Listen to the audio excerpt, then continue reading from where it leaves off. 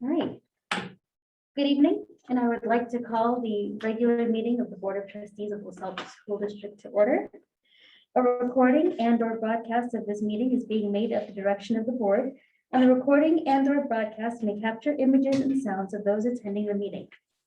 I will now take roll call. Brian Johnson. Here. Jessica Spicer. Here. Steve Taglio. Here. Vladimir Ivanovich is not here tonight. I, Shelley Sirke, am here. Okay. Pledge of Allegiance. Can everyone please stand for the pledge? I pledge allegiance to the flag of the United States of America and to the republic for which it stands, one nation, under God, indivisible, with liberty and justice for all.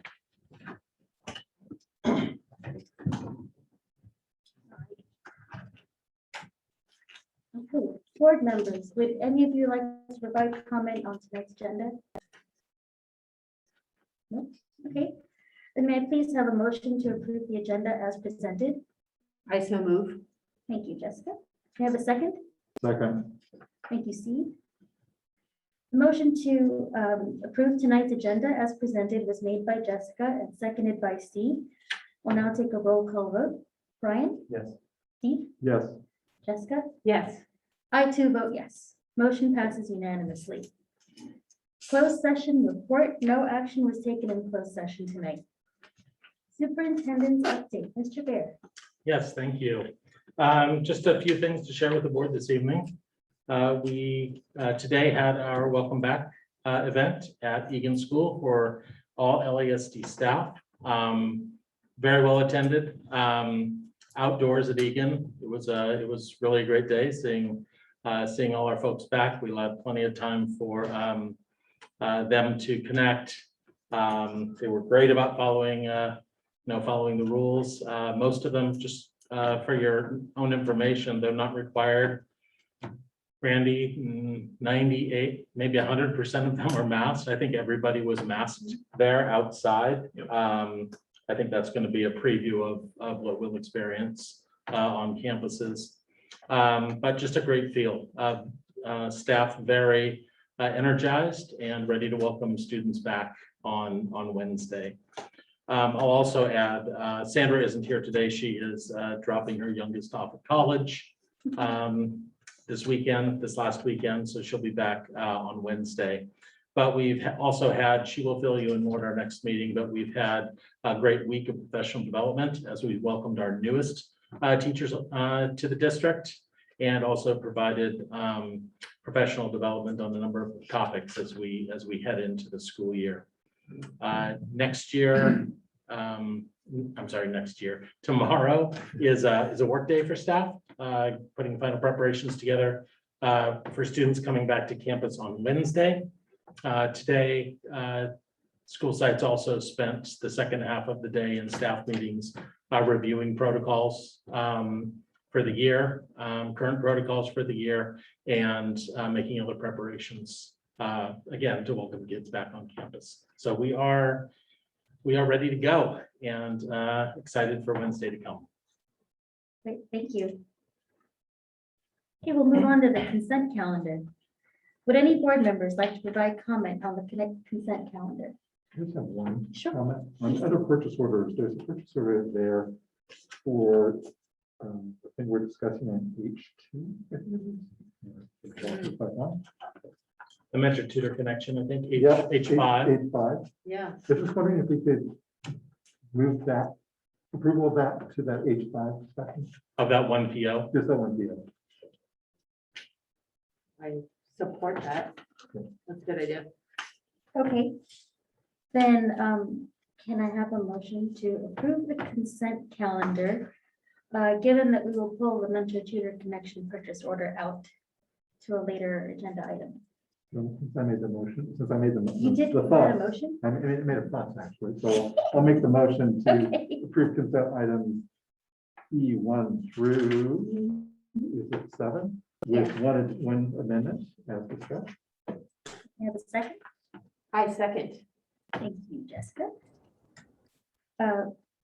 Motion to approve the consent calendar E1 through E7 Given that we're pulling one of them out, one of the purchase orders out was made by Steve and seconded by Jessica. I'll take a roll call vote. Brian? Yeah. Steve? Yes. Jessica? Yes. I too vote yes. Motion passes unanimously. On to employee requests to address the board. From the Los Altos Teachers Association, do we have Kate Schoenberg? Hi, yes, I'm here. I'm assuming you guys can hear me. Yes. I can, awesome. So I just wanted to say that we are so excited to be back and to start this year together. As Jeff mentioned, we had our welcome back meeting this morning at Egan. And there was, like he said, a lot of excitement and that social connection going on as people saw each other, haven't seen them in a while, lots of visiting. And we're eager to see that same sense of excitement of coming back together be transferred into our classrooms as well as we get ready for this upcoming school year. Vishali, we want to say thank you for being there as well to welcome us teachers back onto campus. That was great to see you. Teachers have been working hard, getting ready, prepping their classrooms. As Jeff also mentioned, they have been at trainings. We welcome back our new teachers. I had the honor of joining several of the new teachers during their lunch at their new teacher orientation days. So it was great to see these new staff members coming together and getting ready for the good work that we do. Lots of good work going on at our different school sites, and we are eager to continue LATA's strong partnership with the district and the Los Altos community. So welcome back, and we are ready to launch into this year together. And that's all I have for you today. Thank you. Thank you, Kate. I completely share your enthusiasm for this new school year. Do we have anyone from CS? Okay. All righty. Community comments. This time is reserved for, I will announce the following first for public comment. To provide public comment on an agenda item, members of the public should use the raise hand button if using the Zoom app or press *9 if using your phone. Your name will be announced when it is your turn to speak. Prior to providing your comment, please be sure your microphone is on. Requests received after public comment begins will not be accepted. And now on to community comments. This time is reserved for citizens and employees to address the board on items that are not on the agenda. The board is not permitted to discuss or to take action on non-agenda items, except to instruct the superintendent to review the matter further, report back to the board at a subsequent meeting, or place the matter on a future agenda. The board may make a brief comment or ask clarifying questions. Do we have any speakers for public? We do not No? for unagendized items. Okay, great. Thank you. All right, we're going to move on to section H, action and discussion items. 2021-22 school preparations. Staff will report on the preparations made for the opening of the 2021-22 school year. Dr. Randy? Yes, sharing with the public, we are trying a new bit of technology tonight. We are going to show these slides that are on the screen here on Zoom. But one thing we have learned is if we're going to use this bit of technology, we're going to need to use darker background slides. So this is going to appear a little washed out. If you want to follow along on the slides, I encourage you to download the slide deck that is on the agenda this evening. So let me.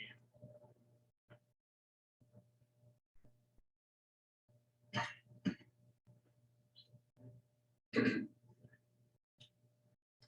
not sure it's going to be worth, but we will leave it there. All right. So look forward to giving you a preview and a review of what we are planning for the coming school year. Keeping our students and our staff safe is really our top priority.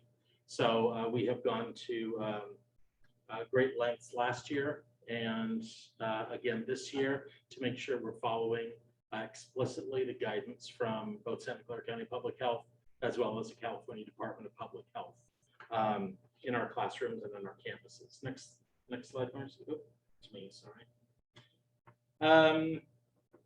Here are the areas we're going to talk about. We're going to talk about safety protocols. We're going to talk about employee vaccination, educational options, and then open it up for some discussion moving forward.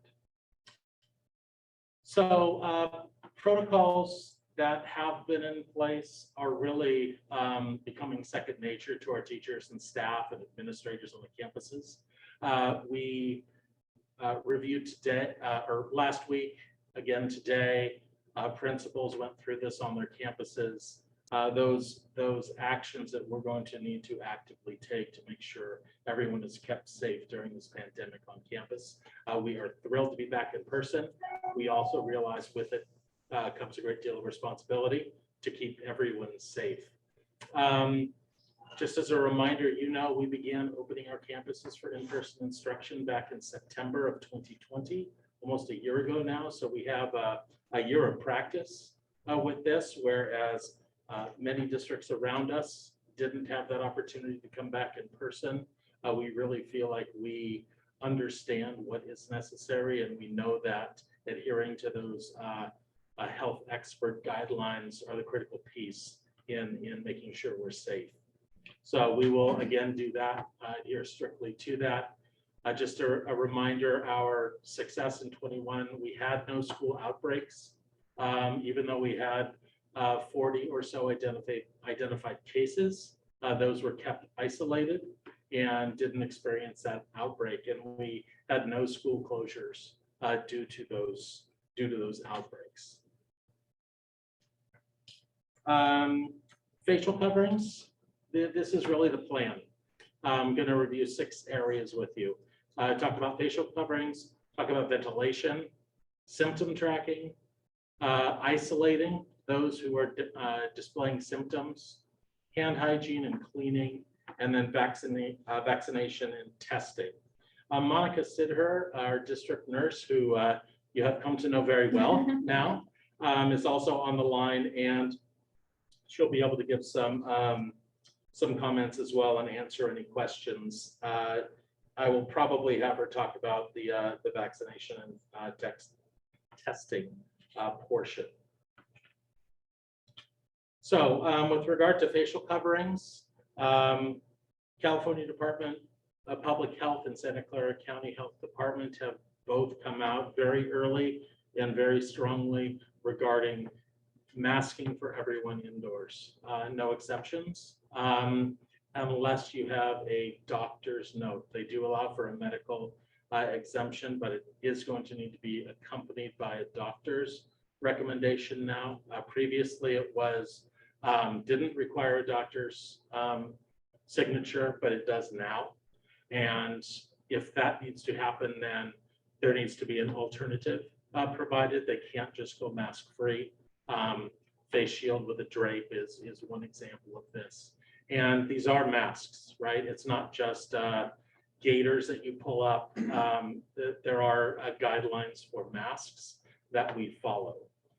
Outdoors, masks are optional, but we are strongly recommending them. I mentioned just a little bit ago at our event today, we had 100% of our employees wearing masks outside. I don't expect that to be any different, but the guidelines do state that masks are optional outside, and we're following those guidelines. We are ready to pivot if the county or the state indicates something different, but at this point we are strongly recommending them. Parents are welcome to insist that their own child wear masks. I think we are going to have a lot of that. We aren't that different than neighboring districts, and as I talk to superintendents of school districts that are already open around us, Palo Alto, Cupertino, they have a lot of masks being worn outside, even though it's optional. Moving on to ventilation. Randy, you can add to this. This is really Randy's area of expertise. The HVAC systems on our sites, the air circulation systems, have all been evaluated by consultants and licensed contractors for proper circulation in our classrooms at all times. We have monitors within our classrooms still that are connected centrally to the maintenance office that give readouts of the airflow in the classroom. And if those creep above a certain level, it gives the teacher in the classroom an alert, And it also alerts us centrally about that, and we check on those right away. The filters on the HVAC systems are replaced on a regular schedule. Randy reminded me that we are actually replacing them more frequently, I think twice as frequently as the guidelines indicate, just for that added layer of protection. And outdoors, we know we want to have our kids outside as much as possible. We have identified spaces at each of our campuses where teachers can choose to use outdoor spaces. Often that's right outside the classroom. Randy, anything else on that? No, that's good. All right. Another area that is really emphasized by our public health departments is around symptom tracking. And number one rule being, stay home if you're not feeling well, right? If you have a symptom, don't come into school, don't come into work. We are continuing the use of the app OK to Reopen, where students and staff members need to submit their symptoms or lack of symptoms each day, and basically attest to that they have checked this and they are symptom free. This flip just got switched for all of our school site staff today, so everyone received the reminder at 7 a.m. or thereabouts, and that switch will be flipped for students on Wednesday, so they will get that reminder as well. We follow up on each of these. If someone has submitted theirs, we follow up on that. If someone does indicate they have a symptom and they have stayed home, they get a follow-up as well from our health services team. Isolating cases. Again, the rule here is stay home when sick, and take a COVID test if it's symptomatic.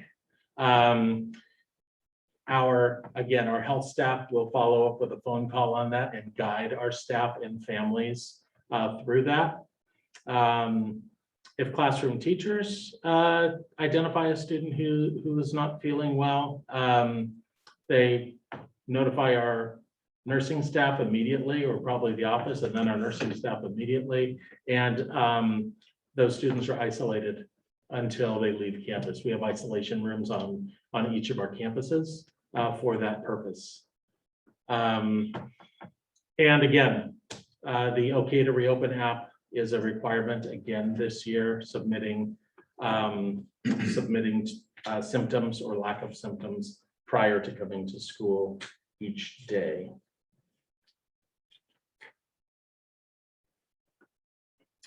Hand hygiene, cleaning, disinfecting. Hand hygiene will continue to be an area of emphasis this school year.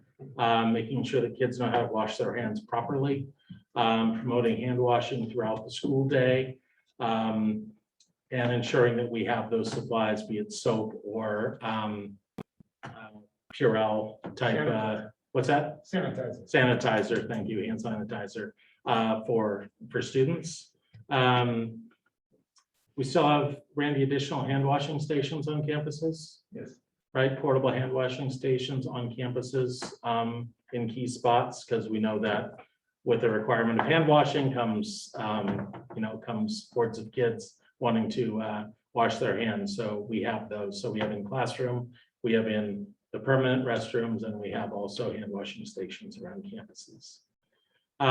Classrooms are cleaned on a daily basis. That is a requirement. We are doing that.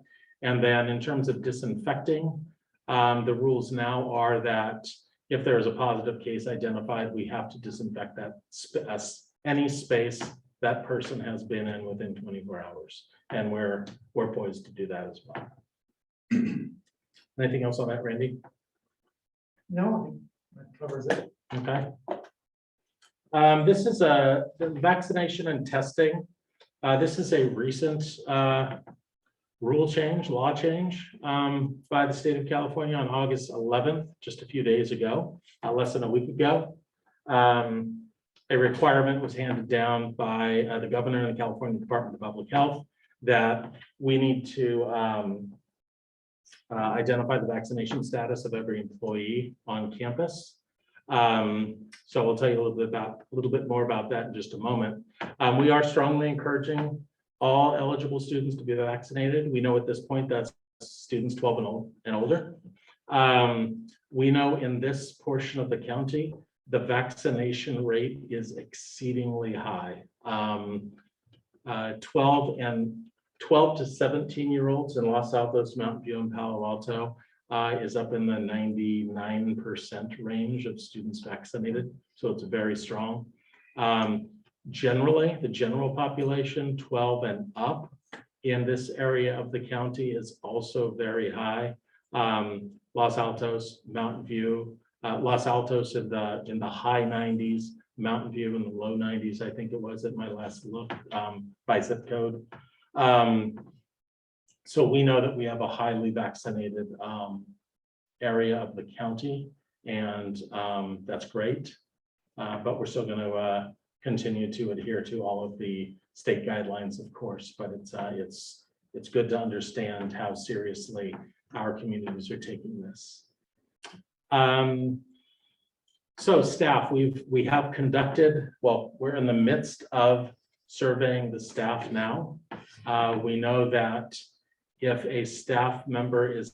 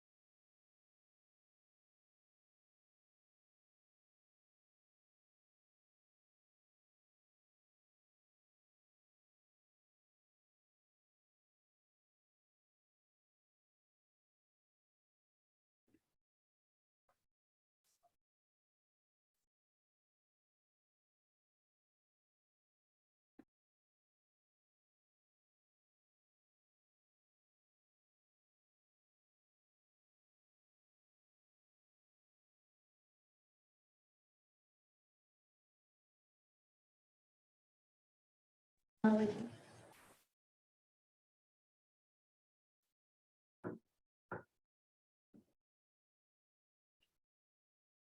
right, sorry about that, folks. We just had our internet go down, so hoping you're back with us. Just one moment.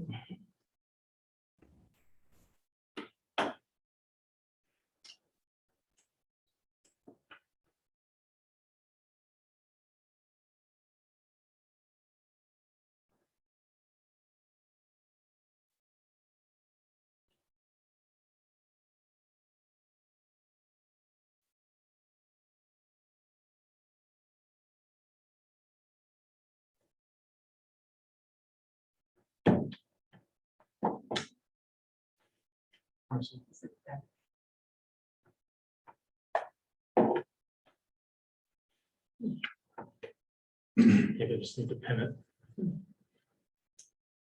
All right, I think we are good. We will continue. Sorry about that, folks. We just had our internet, as I said, go down here. So as I was saying, we are collecting staff vaccination information. We are in day 6 of that. We have an October deadline on that. I anticipate we will be aligned to that far in advance of that. I think by the end of this month, we will have all that in place. We started with our certificated personnel, and we know that we're at about 98.5% vaccinated. So those that aren't vaccinated are going to have to submit 2 times a week testing, and we are in the midst of collecting that information for our classified support staff right now. So they too will have to follow the same expectations. With regard to students, we are strongly encouraging all eligible students to be vaccinated. As I said earlier, we know that's 12 and up right now. Anticipate sometime during the school year that will drop down to hopefully 5+. I anticipate we will approach it the same way we did last school year when the 12-year-olds were allowed to be vaccinated, encouraging families to vaccinate their children, setting up vaccination stations on campuses, working with the high school district to make those available nearby to make it as convenient as possible for families to do that.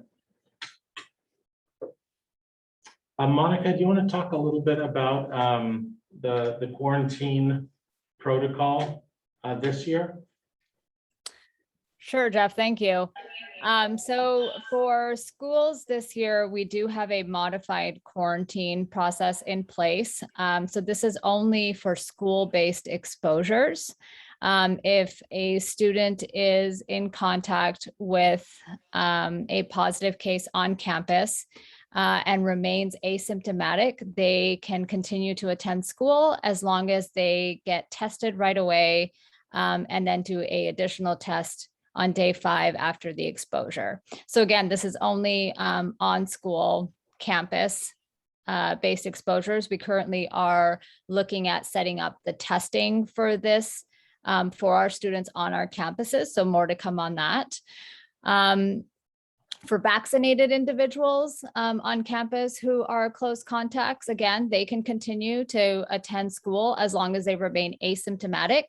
And for those students or staff members, they would need to test on day 5 from exposure and submit those test results. So again, only for school-based exposures. If there is contact with a positive case outside of school, that is subject to a 10-day quarantine based on results of the testing. So again, as Superintendent Baer mentioned, we will contact families if any situations as such arise and walk through the process with everybody on a case-by-case basis. So these do the written version of what Monica just described does exist on the Santa Clara County Public Health Department website, the California Department of Health website, and we also have it in our COVID Safe Schools document that you can find on our webpage. Go to the LASD homepage, scroll down just a bit on the left-hand side, the second green bar. You can click there and find that. I think, Monica, these are covered in, I think, numbers 8 and 9, I think it was, on that document. All right, I went over this with you, the change in law that came about as a result of the Public Health Department order regarding employee vaccinations. So we are in full swing enacting that. And you can see we have to be in full compliance by October 12th. All right, this is what I had just said. If you want to find all of this information, actually, that first button there, COVID Safe Schools, you can find that on all the school websites as well as the district website. We're going to shift just a little bit from the health and safety protocols to give a recap of what we are doing with regard to in-person and independent study option. I know many of you were at the town hall we held regarding independent study, but this is just a recap from that. So in comparison to last year, the state of California is absolutely prioritizing in-person learning, right? The importance of children being back in school should be the first option. For those who have a medical reason for not returning to school, the state, instead of distance learning this year, has made available or has made some changes to the independent study option. That requires some change in board policy around independent study. I'm asking the board to consider that a little bit later in tonight's meeting. So we are partnering with a group called Stride K-12, Stride Learning Solutions, to provide this, this flexible online program. We know that one of the most challenging things from last year was needing to flex back and forth, moving kids in and out of distance learning or virtual school. It required staffing changes in the middle of the year. It required student changes in the middle of the year, sometimes through no decision of their own, right? If we had to move a teacher, we did have occasion where we had to move kids from one class to the next because we needed that teacher to teach virtual school. Very disruptive to the learning of students. So we really, and it was a huge concern of our teachers, not just for themselves, but what they saw happening to the learning in their classrooms. So we really looked this summer to find an alternate solution to that as it became clear that independent study was going to be the option. So we partnered with this group who, excuse me, runs online school as well as one of their arms, but this is a bit different in it's just offering an independent study. It's not a full-blown online school, but it's an independent study option. We'll talk just a bit more about what that means. It's broken up by grade level, what is required by law. For TK through third grade students, there is a requirement for daily synchronous instruction. That's not all day. It's not close to all day, but it is an opportunity for teachers to provide instruction, typically to start the day or in the morning part of the day to set the students off on their independent learning for that day, because this is independent learning after all. And then there's a large block of asynchronous instruction where kids are working on their own, on grade level standards, assigned by their online teacher, who is part of Stride K-12. And then the biggest part of this is the parent as learning coach, right? Parent, or it could be another adult, but as learning coach, who the child can check in with, who can guide that learning throughout the day. So that's TK3. In grades 4 through 8, and this is actually 4 through 12, but only 4 through 8 applies to us. As opposed to the TK through 3, the daily synchronous instruction, 4th through 8th graders have weekly synchronous instruction. So once a week, there was a requirement for there to be either whole class or small group or individual instruction involving live teaching. To bolster the connection piece, another requirement is that there is what is termed daily live interaction. And this is an opportunity for students to maintain a connection to the school. And that can be done by either a certificated staff person, a teacher, or a certificated class person, certificated staff person, which could be an aide or some kind of support personnel. So those two pieces have to happen, as well as, and there is no minimum time on that. Sorry, just to be clear, that would be an LASD. Yes, person. the daily live interaction is an LASD person, yes. There's no minimum time on these opportunities. Again, much like the TK through third grade students, a big part of the students' work is independent. So asynchronous instruction with support from a parent or some other adult is a big piece of this. probably the biggest piece of this, right? We're talking about 5 to 6 hours a day here. For students who have IEPs or have 504s, we are required, and we are doing this, holding meetings before enrolling.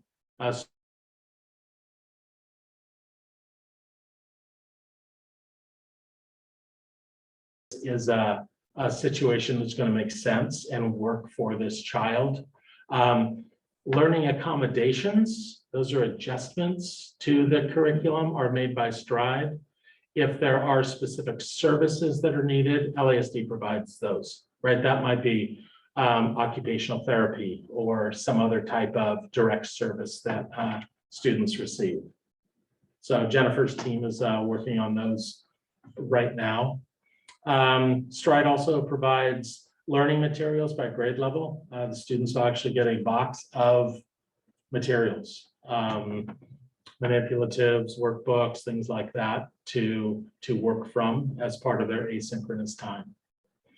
And then a big part of this that is on the district is progress monitoring, right? The state was really clear on this, that we need to learn quickly whether this is a successful model for students or not.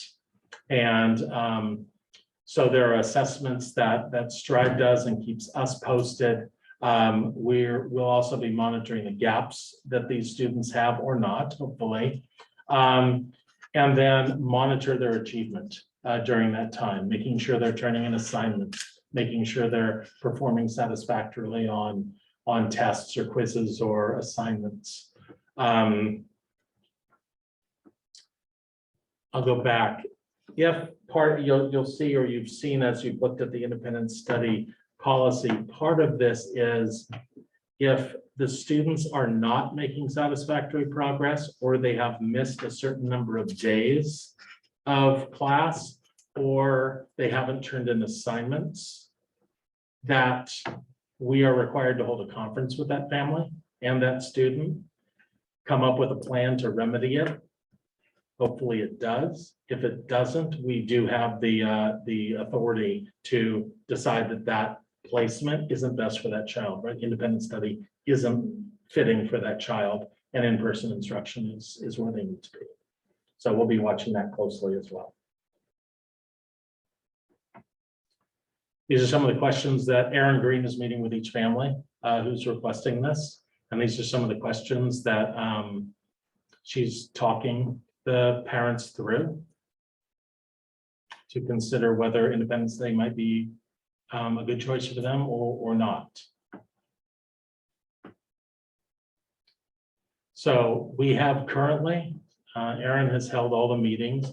We currently have, I think the number was 18, there may be 19 students, families, students opting for independent study.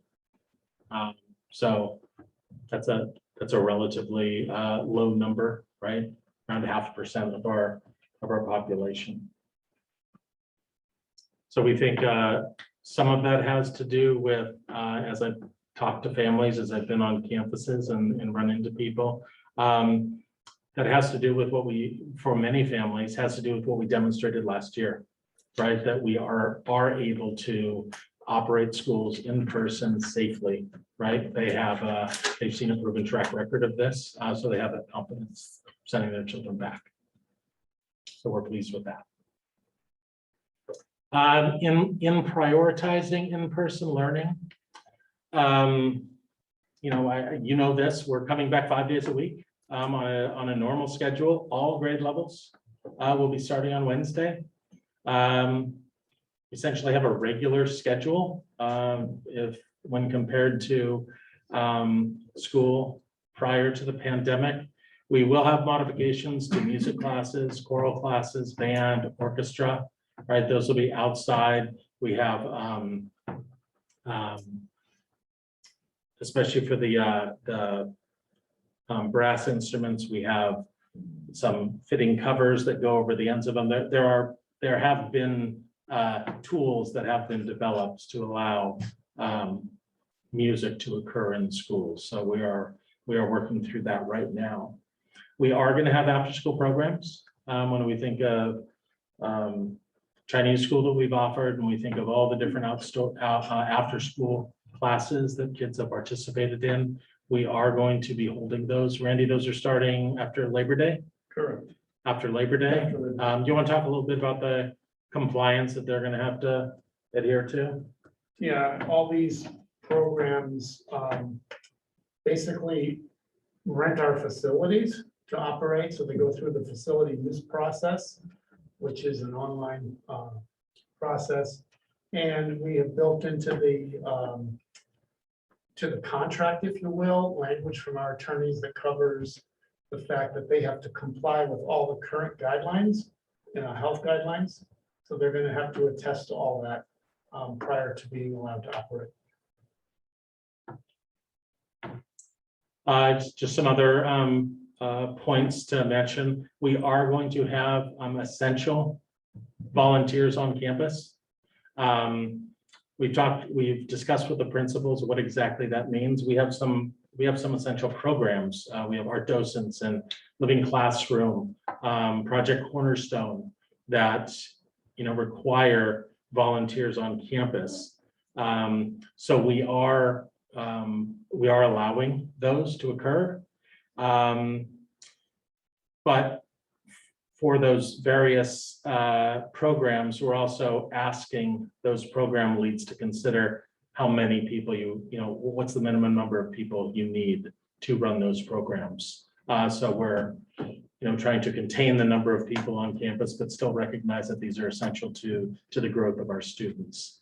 We are not having just general classroom volunteers on campus, to help with the math lab or to help with some project in class. It's really just program-based that we're looking at.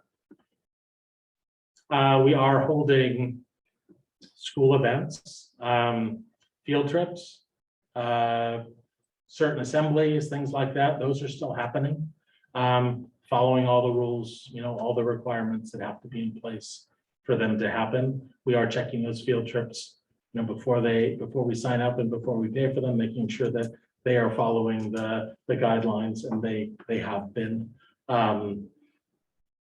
So that's coming back. Also community events. If you peeked your head out over here, Covington was having its pre-school starting event, food trucks out there. It was well attended. It looked like it was smaller than normal, maybe, but it was well attended. Masks everywhere. So our community understands this. So it's good to see, even though masks are technically optional outside.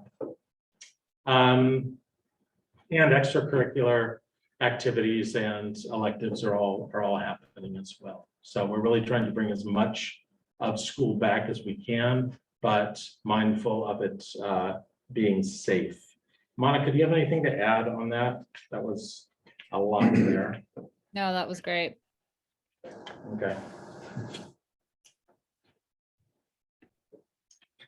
All right, as we return to school, we know that being apart and lacking the social interaction of school is a big pressure point for our students and our staff. We are really focused on that community building when we return.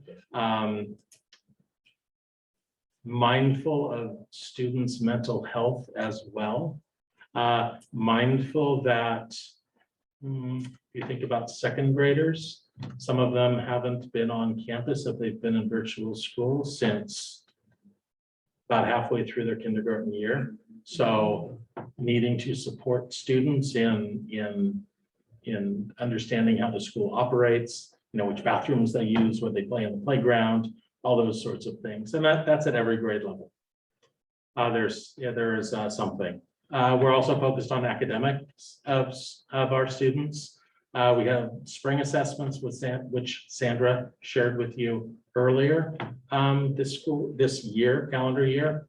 We'll be continuing those in the fall, really to understand what kind of supports our students need. When we hold our next meeting, Sandra will talk to you a bit about the 3 really targeted initiatives that we're moving forward with: MTSS, mental health, and the K-5 math adoption are our big three initiatives. In the fall, we talked to you about, or in the spring, we talked to you about the Chat Back Together program, art-based mental health program that all of our grade levels will take part in, and it'll really give some insight and help to identify students who might need a little bit of extra support. So we're looking forward to partnering with CHAC on that. So Randy, I get.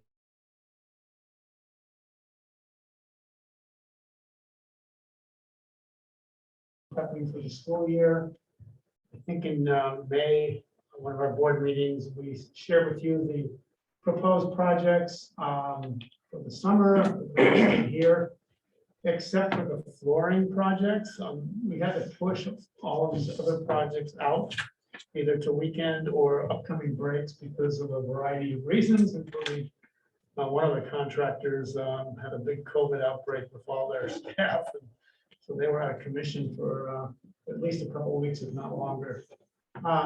So we will get those done without any disruption to the schools. Nothing was critical for the start of the school. So let's go on to the next slide. And I just wanted to update you on what we routinely do regarding upkeep of the facilities. Certainly preparing and cleaning the classrooms has been done. Jeff already mentioned the HVAC filters. All of our track or jogging trails, if you will, on the campuses that have them, they were all refurbished with new gold fines and scraped this past summer, and a lot of landscape work was done. And our parking lots have been swept and playgrounds have been restriped. I think that's some of what I have to share. Did I say that the solar panels got a scrub too? I guess that's not our maintenance though, No, we don't do that. So. right?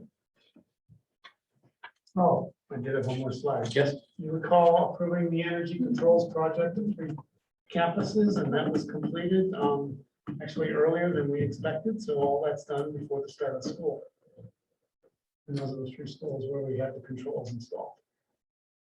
Great. That's it. So open it up to any questions, but want to assure you that we have our eye on the safety of our students and staff. We are, after operating through last school year, we are fully aware that conditions can change, and we'll be asked to flex and pivot and implement something different, or tighten up here or loosen up here.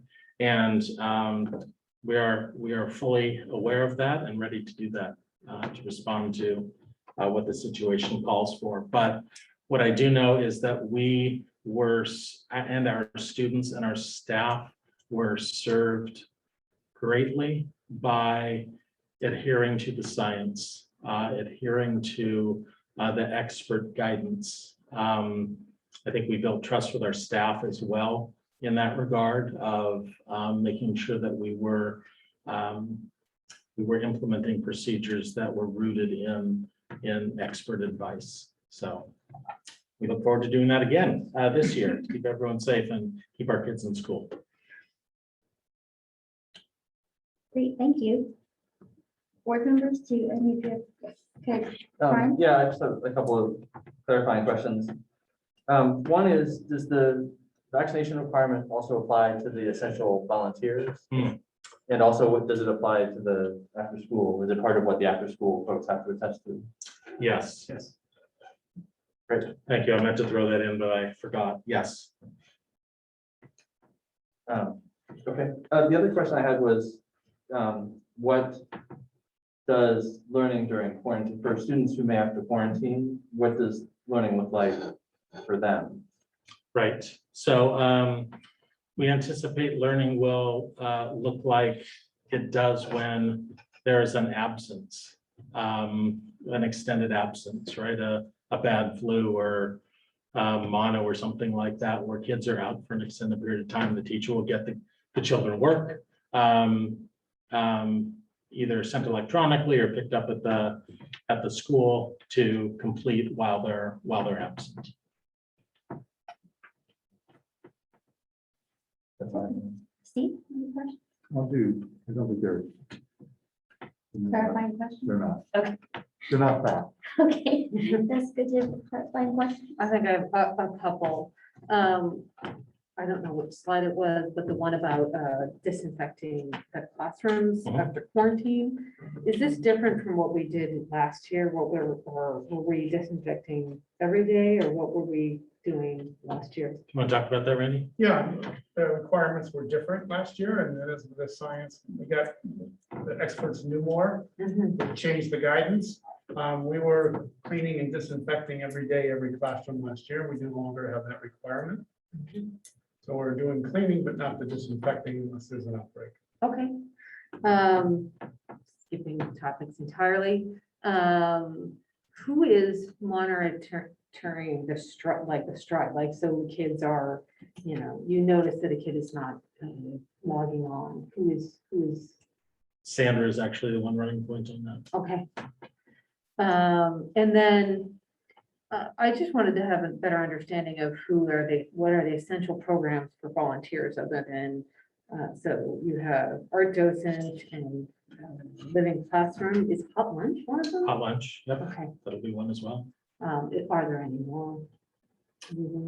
New beauty. Right, Oh, yard okay. duty is another That's- one that's just Okay. how- that we'll have on campus. Okay, Um, but we need them now more than ever. Right, and then there may be, I think of the setup for this event, right? Yeah. If this were happening during the school year, Mhm. there would be a couple of parents Mhm. that, may need to be on campus to prepare for that. So, And are you determining essential, or is it the? so local? the principals are determining that, and they're running it through me and the nursing staff. Okay. Great. Oh, sorry. You'll finish up tonight. And the last one is, how many students do we have with 504 IEPs asking for independent studies? I have to get that number for you. I don't know that off the top of my head. Following up on you referenced the event tonight. Did they do symptom trackers before they attended that event? And shouldn't we be asking for that if they're doing this? Yeah, I don't know. I'm sorry, what was the question? The event tonight, so did we ask them to do a symptom tracker for everybody attending that event this evening? And as if we're working through PTA or the groups that are on campus, can we ask them to leverage those tools? Yeah, so they certainly wouldn't be doing the symptom tracker. Yeah. Right, because we don't have all the parents loaded in the system. Yep. We would ask them to make sure that they're not showing up with symptoms. Right. Which is essentially what we're doing with the symptom tracker. Right. It'd just be nice to expand that, maybe to make it available. If we're gonna go into after-school functions or community events on campus, can we make that available for those activities as well? So, nice, that's why I didn't do it as a call. How's A it? clarifying question, it's more of a next time. Do you have any clarifying questions? No, I think there could be longer, more like that. so we'll Okay. wait. I just have a quick question, Jeff. This kind of came up at this morning's teacher event about wildfires. Can you or Randy confirm that the HVAC systems that we have will be effective during wildfire season? Because I think that's going to become Yeah. a yearly thing. You want to So- speak to that, Randy? Yeah, so the answer is probably not currently. We need to get a certain kind of air filters in the classrooms, which we're looking at, to deal with wildfires. It's a very different situation than COVID. We're well protected against COVID, but not so well protected against wildfires at this moment. So why don't you ask that question a different way? Because I'm not sure that's what you were, Is that well, what you were getting at?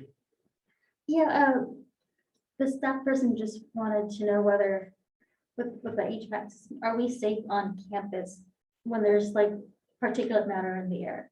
safe from, The wild stuff you breathe in during the wildfires. right, so what I'm getting is safe of COVID No, or safe of wildfire. well, Okay. And that's Yeah, it. so it's similar. We're in this situation we were, I don't remember how many years ago, a few years ago when when we were drastically affected by the wildfires down here. And the smoke was so bad that we had to close school for at least a day, maybe longer. We're still in that situation, so we're looking at having to invest money in getting air filtration in all the schools that's specific for smoke conditions during wildfire season. Because it's unclear whether children or staff are safer at school or at home. Yeah, it wouldn't be any Right, at different. home, it's the same situation, right? Right. Thank you. Any other clarifying questions? Okay. Okay. Are there any requests for public comment? Yeah, we have, it looks like two. Why don't you ask if there's anyone who has comment, raise your hand. Okay. If anyone would like to make public comment, please raise your hand on Zoom. Give it a few seconds, see if anybody.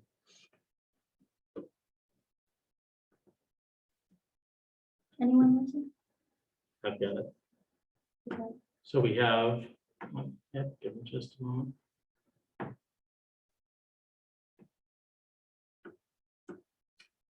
So I assume Melissa Sobel has one question. She has her hand raised twice. So we have four. Okay, Yeah, but one's the same person. okay. Well, since we have four requests for public comment, let's give each speaker 3 minutes.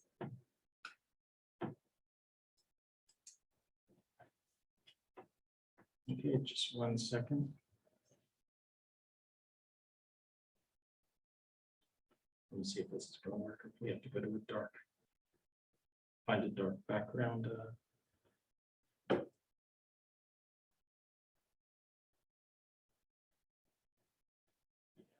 We have to find a dark background, Marcy, just for future.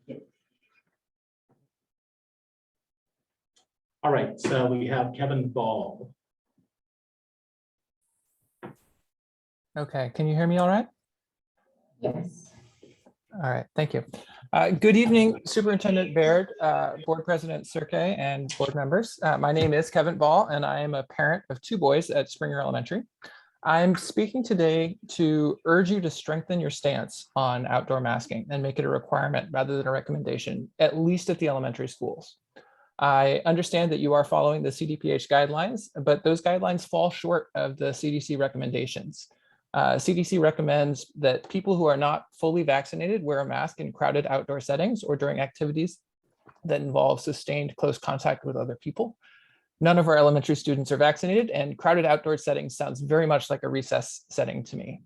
I am deeply concerned that we are declaring a premature victory after last year's success, which was a great success. But we are dropping a number of the policies that help keep our kids safe while Delta is on the rise in our community, and we are just a few short months away from being able to vaccinate our kids. It is clear that you at the district do have some discretion to be more careful than the CDPH guidelines. For example, our sister district in Mountain View Wisman is following this approach. They are requiring outdoor masking during recess and physical education.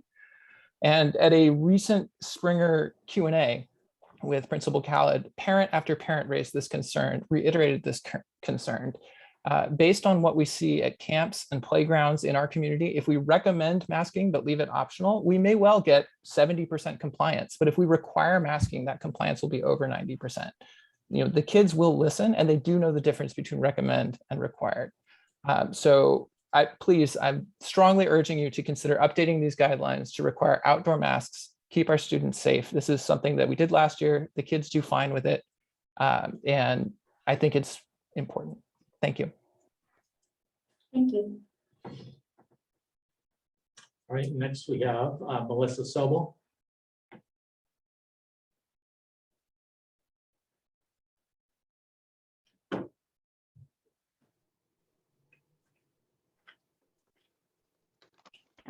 Are you able to hear me? Yes. Okay, great. So first of all, I did not raise my hand twice. Actually, my son, who is a 5th grade student at Covington, also wanted to speak. So the other hand raised is actually from him. But anyway, my name is Melissa Sobel. I have a 5th grader at Covington. Last year he did virtual school. It was really successful. So kudos to you on that. And I want to start out by just thanking you all. I know that you've been working overtime and these totally unprecedented times. And this is a really, stressful environment, and everything kind of keeps, the realities on the ground keep changing. So thank you so much for everything that you've been doing. The thing that I wanted to talk to you about was testing. It seems that we're doing less testing this year than last year. And I'm not sure that reflects kind of the realities on the ground with Delta. As you know, with Delta, vaccinated people are much more likely to actually get infected. The vaccination does tend to keep them from getting very sick, which is great, but it's currently estimated that 19% of COVID cases in California are breakthrough cases of fully vaccinated people. It's currently estimated that in Israel, at one point, it was 40% of COVID cases were breakthrough, and more than half the cases that are of serious COVID infections are currently breakthrough cases of people who are fully vaccinated. So we need to be looking at testing, understanding that vaccination protects the person who is vaccinated, but doesn't necessarily protect the students if a teacher ends up getting a breakthrough infection, or an instructor in any of these extracurricular activities. And what we do know about Delta is that if a vaccinated person is infected, that they carry the same viral load as someone who is vaccinated. So if there's a breakthrough infection among like a teacher or a staff member, that person is as risky to our children who are unvaccinated as they would be as though they were not vaccinated. So my specific asks are: 1, pool testing. You offered it last year, I think, for 6 through 8. It would be great if we could offer pool testing again. I understand that you can't require it, but it'd be great if it were opt-in available. K through 8 students, teachers, and staff, so that we know that there's an infection, because especially if the infection is someone who is currently vaccinated, there's a good chance that they will be asymptomatic, and we won't know until it's too late. So pool testing gives us more information and greater ability to react before it's too late. The other thing is, last year you had this incredible program that you created with El Camino Health, where you offered testing every week, every weekend in the local schools. That was amazing. And I know a lot of people took advantage of it, and you should assume that more people are going to take advantage of it this year, because there isn't a virtual school option. And so all those people who attended virtual school are, I would think, generally people who are going to be pretty likely to want to opt into weekly testing. I know that I certainly fall in that category, and so do most of my family members. So it'd be great if you could offer that program again. El Camino Health does offer a program that does offer pre-testing at the hospital, but it's only Monday through Friday. It's not available on the weekends. And obviously, if you offer something in Los Altos at the schools on the weekends, that's better for working parents. And it's just, the easier it is, the more convenient it is, the more likely that people are to do it. And then the third thing on testing that I would like to ask is that for extracurriculars, if you could offer testing for people, not just vaccination status, but also testing. Melissa, Thank you so much for your time, and thank you so much for everything you're doing. And please do also call my son, because I know he really wanted to speak. Melissa, if you have anything further, please send us an email. But thank you for your comments. All right, so next we have Jacob Sobel.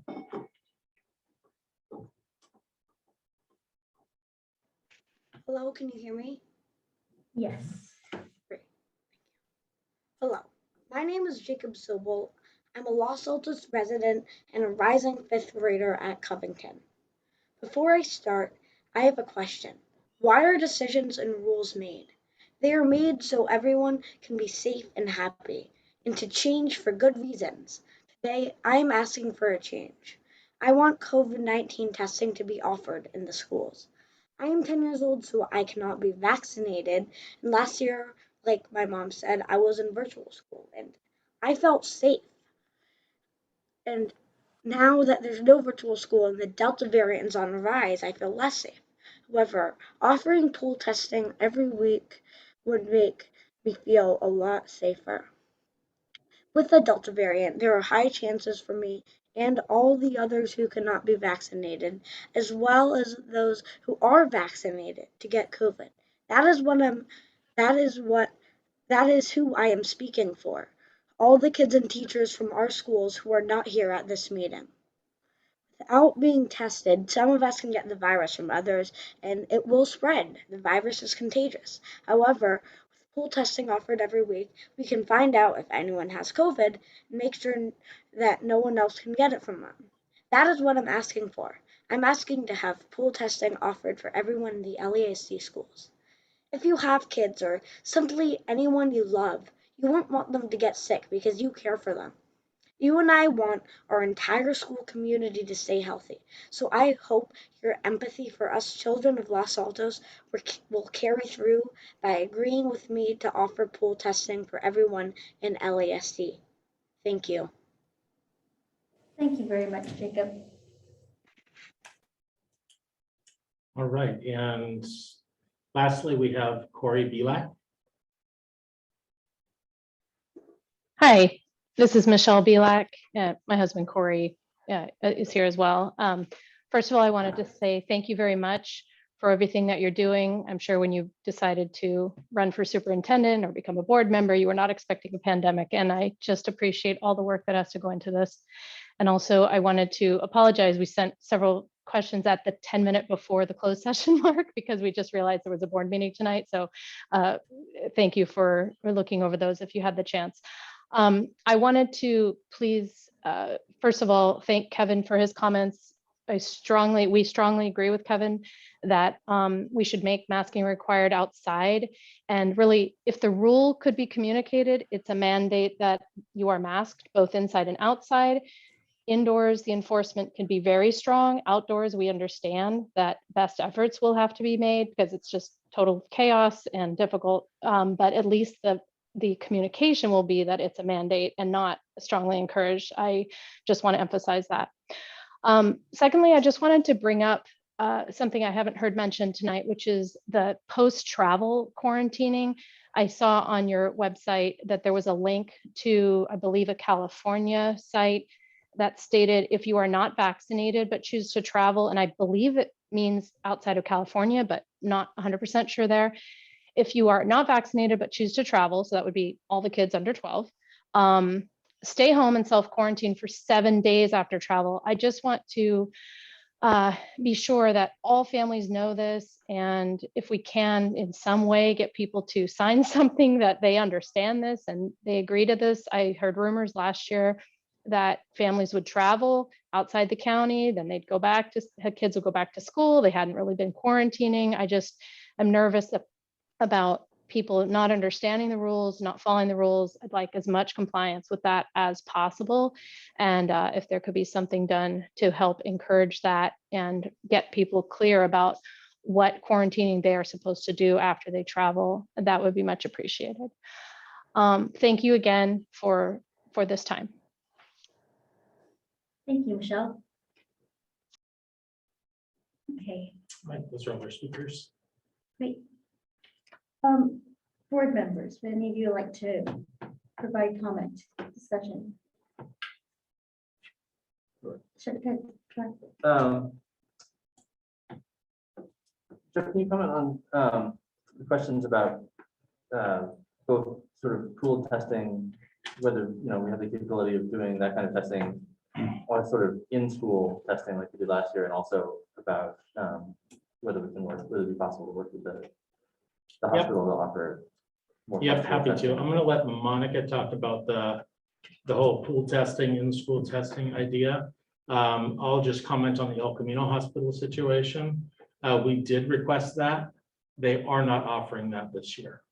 El Camino.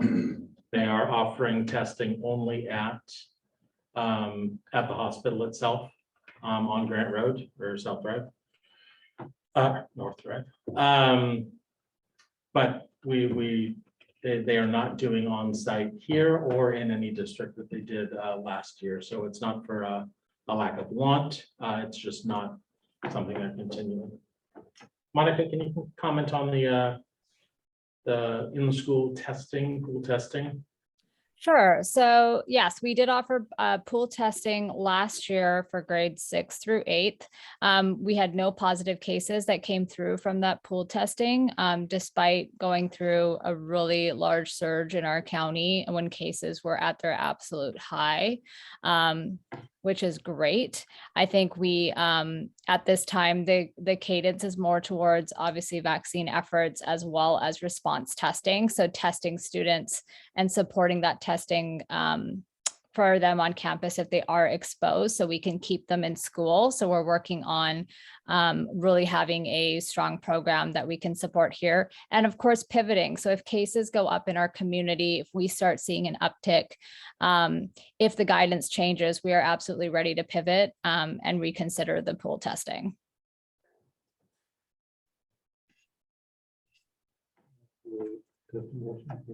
I have a testing related question, so rather than move on. I know Palo Alto, I think you mentioned, has gotten a whole bunch of self-testing kits donated to the school district Right. to use. Have we considered do we consider those valid, and is that an option? Something we can make available, particularly came in my mind when we said the kid looks sick, they get sent to the office and isolated. Should we self-test them to see what the thought process is behind that? I'm gonna let Monica. Did you hear that, Monica? Yeah, so we do, I mean, if a child is symptomatic, so they do have PCR tests available. Those are the only tests that a school will accept. So not an antigen or a rapid test for symptomatic students. They would still need to follow up with a PCR test as well as go home. So we couldn't just release them to come back into school because they are still symptomatic. Would there be, could I interrupt you for a second though? Could there Sure. not be some sort of calming community effect if we do a self-administered test and they come back negative, at least from that point of view, and then send them home for the district approved test? I'm trying to think of ways to keep people from someone's child comes home. Johnny went to the office because he was sick with COVID, is what we was told. We won't get a symptom test back from the approved version for 24 hours normally, if we're lucky. And I'm wondering if there isn't some value in doing the other to say, we believe it's safe that your child was not exposed. You'll get that message out the same day versus having to wait for X number of days, hours to get a approved test done. I think the thing would be also not to give the false reassurance, right? So we do want to make sure that the test results we are getting are accurate and they are PCR test results. And that the child is, having that follow-up done and essentially not at school if they're sick. So we don't want to spread any illness on campus regardless. So I think there would be potential for there to be lots of questions and perhaps some gray of, hey, this is a negative test for COVID. Can our students still be in school? Which we are saying we do not want illness in school. Symptoms need to improve. We need a negative test or a doctor's note to come back. And I don't disagree with what you just said on the last bit there. Both my children are going to school in England and university. One of the things they are doing is making those available, kind of like candy canes, the self-testing kits. And it does help kind of like keep people at least aware. And if they have symptoms, they are forced to do exactly what you're saying. Go do the flow test, the PCR test, but these others at least kind of help waylay panic, and that's what I'm trying to work against a little bit. And so just something that I'm asking you guys to consider if there's any balance there. Obviously, Palo Alto is doing something with ones they got. They have a ton of them that they have. So I'm asking you to at least be open to the idea of maybe there might be some value in doing that kind of testing as well. That's all.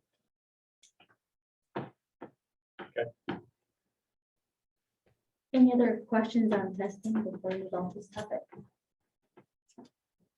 Are there any other questions for discussion items? I guess we should really talk about whether we should be masking or requiring masking outdoors.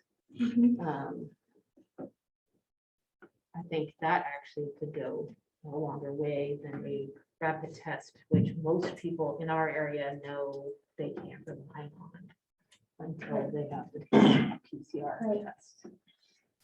So I think it's something we should consider, partly because I think it's already gonna happen 97% of the time anyway. And along the lines of what, was it Michelle Bilak said, we say that it's, it's required, but don't go crazy on the kids when it's falling off their nose and whatnot. Or if they've gone off to a corner to breathe. Anyway, that's my thought. I mean, if it's a question of terminology, I'm fine, letting our principals run their school sites, as safe as they can and set the expectations.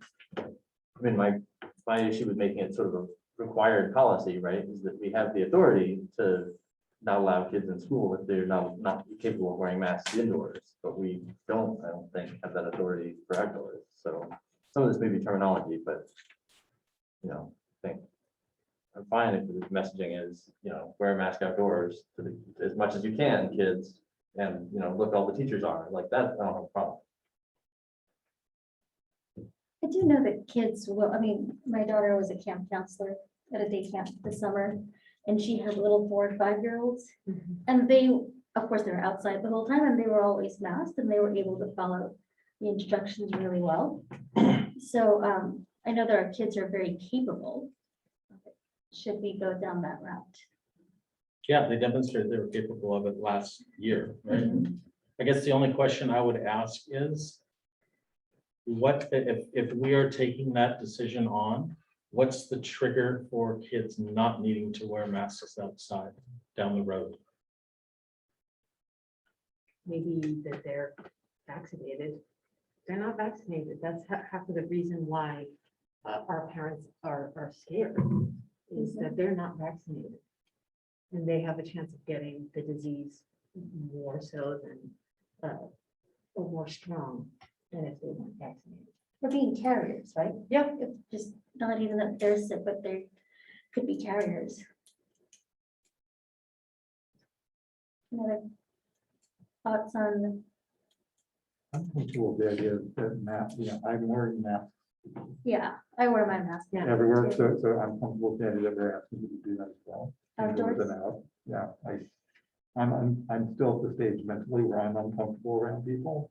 Mhm. I'm uncomfortable around How- you. how- Meaning That's you. different from any other day. Yeah, but even more so now. And so that idea of that encouraging mask wearing, and I'm good with the language. How do we let them communicate that? So I'm hearing direction here, so I need to narrow this down or clarify this. Yeah. Is the direction that masks are required outside? I'm comfortable, Yes. personally speaking for myself, I'm comfortable with that. I agree. But to Jessica's point, not to like shame or vilify a kid if they're, Well, we The don't do that mask. inside, either, right? Yeah. We don't do that. Yeah. yeah, But it's a question that I'm gonna push here because it's black or white here. Is it required or is it not required? It's required. I'm comfortable being a little bit more conservative and saying it's required. Shall we? How do you feel, Brian? No, I mean, I think it all boils down to what is required mean, right? Like we have kids who are not going to be able to go 6 hours a day with a mask on. And who are going to need breaks outside with their mask off, like multiple times during the day. And so, so that's just like, we can't tell those kids that they can't be on campus. But I think They it's were different. last year. But I think it's also different. You're right. I mean, that doesn't mean that they arbitrarily take it off when they're playing with their friends, but they have a break time that's set aside to take it off. So it's structured. No, the structure part to me makes it more comfortable. Well, sure, but that's that's just my question, right? Like, what does required mean? The PE class as well? Yeah.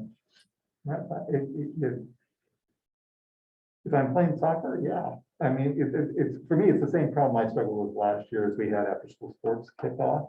And I'm going, the prioritization around that, and yet the after school activities taken off. And some of them are all outdoors, and that's great, but I was very concerned about how that might translate into the back to classroom as people went out of pause and did all the things they're doing. So, yeah, I'm still at the point where I'm more comfortable with a conservative approach than I would be with a. What about after-school sports at junior high?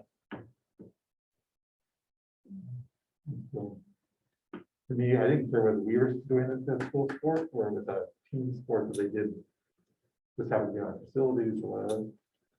Those made me nervous because I didn't feel comfortable with where those could. Well, but we keep in mind, the junior high students are like 99%, 95%, 99% vaccinated.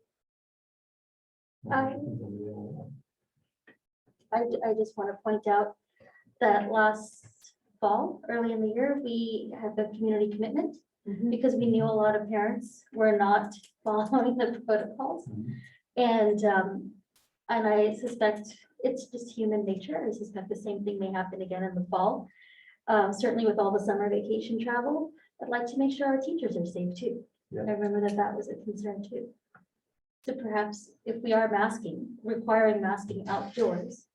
And of course, like Jessica said, if you need to go into a little corner during lunch and take off your mask and breathe. Right. Well, that's what fine. we did all last year, right? So Right. that's. Yeah. So I didn't, I didn't hear the It sounded like- discussion on like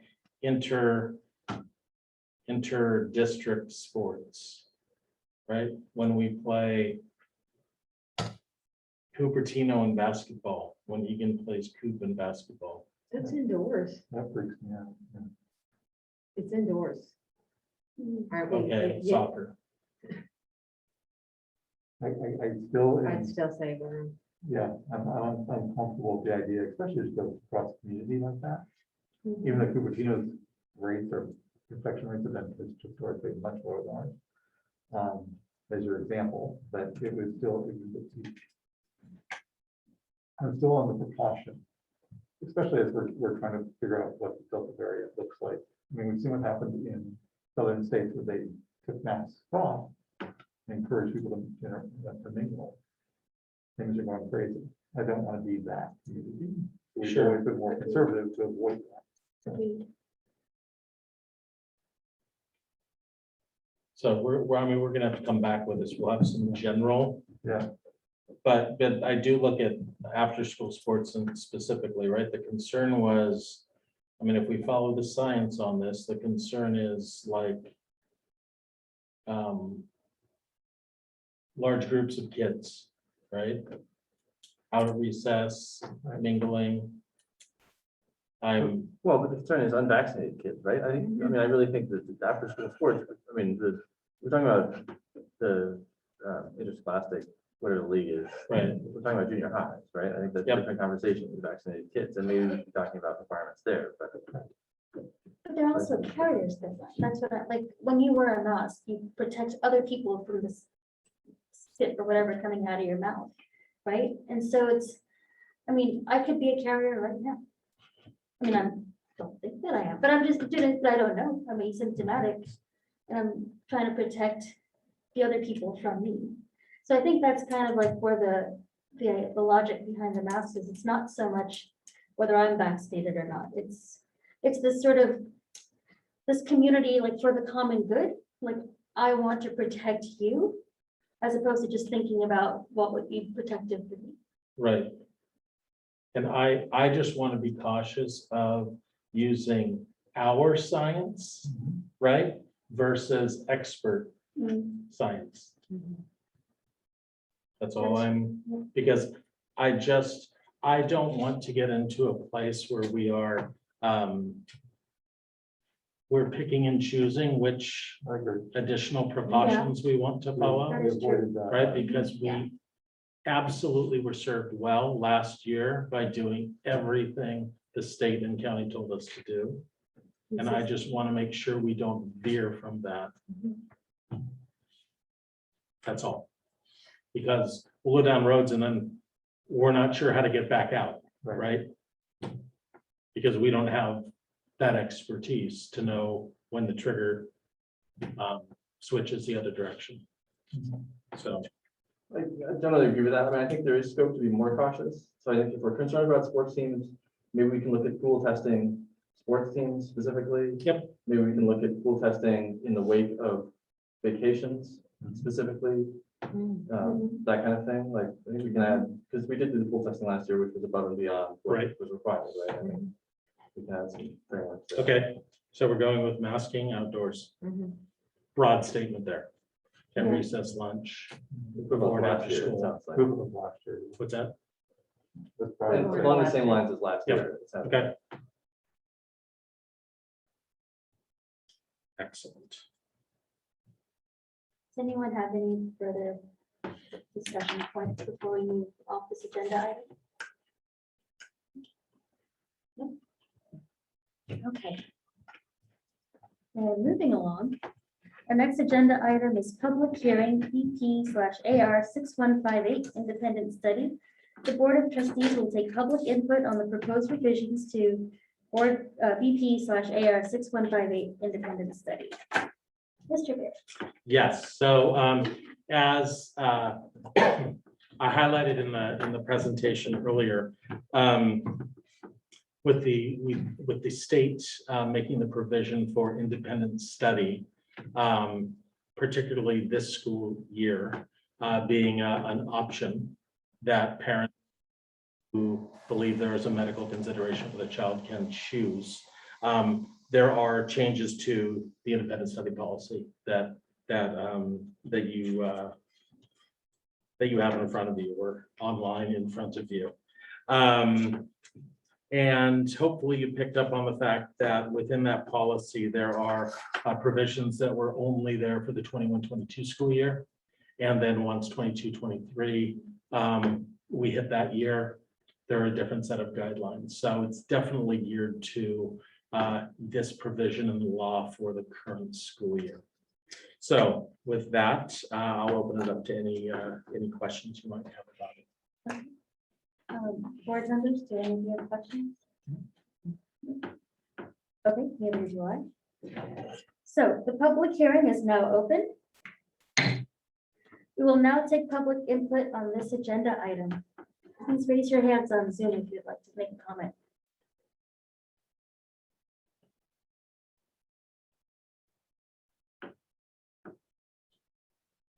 Do any takers so far? We have no speakers for the public hearing. All right. Gonna give it a few more seconds. Watching the seconds hand tick away. So Jeff, still no takers for public comment.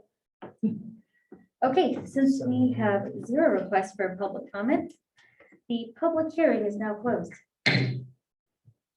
Board members, would any of you like to provide comment on this agenda item? Okay, neither would I. Guess that's it. Okay. Okay. All right, moving along, board policy approval, BP/AR 6158 independent study. The Board of Trustees will consider approving BP/AR 6158 independent study. Yes, so we had our public hearing. I won't repeat myself, but you have in front of you Board Policy and Administrative Regulation 6158 that makes all the necessary changes for us to execute on Assembly Bill 130, which is what guided this change. So this is unusual in that we typically do 2 reads of a policy. I am asking the board to make an exception, do 1 read, so that we can enact this for the start of the school year.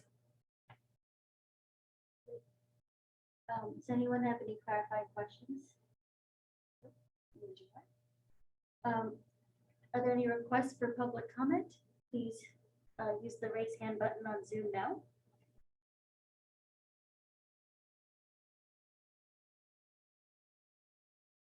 No takers? Nope. Okay. Public comment is now closed. Before we vote, board members. Comment discussion. Okay, Then may I please have a motion to approve the revisions to BP/AR 6158 independent study as presented? I so move. Thank you, Jessica. May I have a second? Second. Thank you, Steve. Is there any further board discussion? Okay.